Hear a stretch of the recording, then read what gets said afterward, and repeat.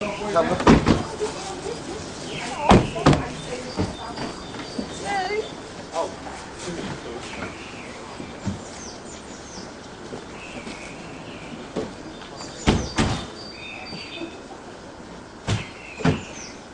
there. How you doing, darling? All right?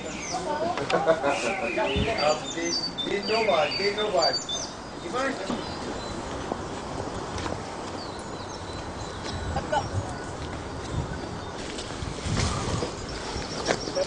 That was even before.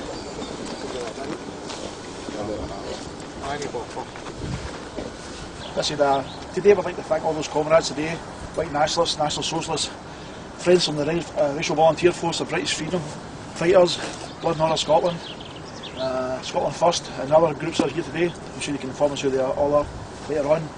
We're of course here today gathered to commemorate the 5th anniversary of the murder of the young Scots school kid, Kris, who 5 years ago this week was seized off the streets of Glasgow in Pollock Shields by some Muslim terrorists. He was then taken, beaten and driven all around Scotland for hours on end. They were basically deciding what to do with his fate. They drove him from the west, over the other side of Glasgow, all the way to Motherwell, beating him and attacking him. Then drove him to Dundee, which is 2 hours away, there and back, still beating and torturing the young boy, deciding what to do. But basically these people wanted to make a statement, a racist statement against white people. So they came back to Glasgow and they came to this area and they contacted a white traitor to ask where can we dump something, and this white traitor told them down here, they said the Royal Clyde walkway is quiet, you can do your evil deed down there. So young Kris was brought down, right down here by these Muslim gangsters, and he was savagely beaten and then stabbed 15 times, I believe it was. Of course, none of us can imagine the horrors that young lad, 15-year-old lad, went through. In fact, his last known words were, "Why me? I am only 15." So like I said, young Kris was brought down here, brutalised, stabbed 15 times, and before the young guy had even died, they doused him in petrol and then set him on fire.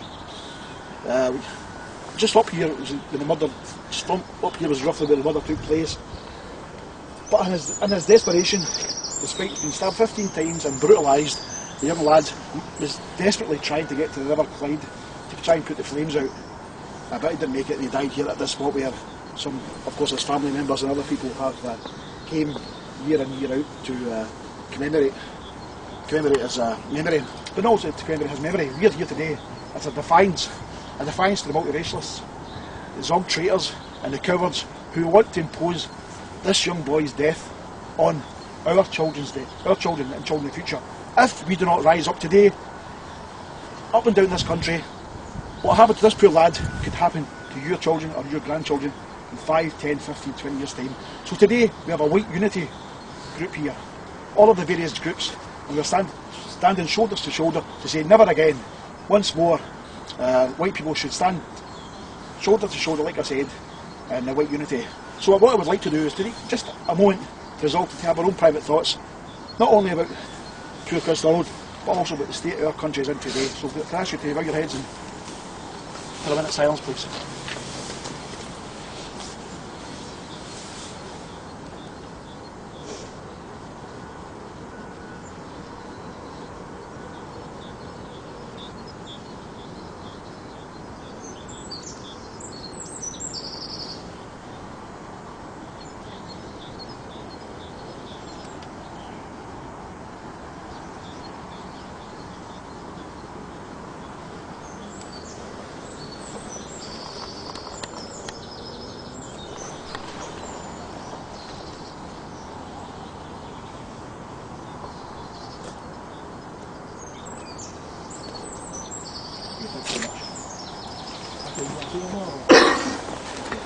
Well, I think basically that's us for the moment.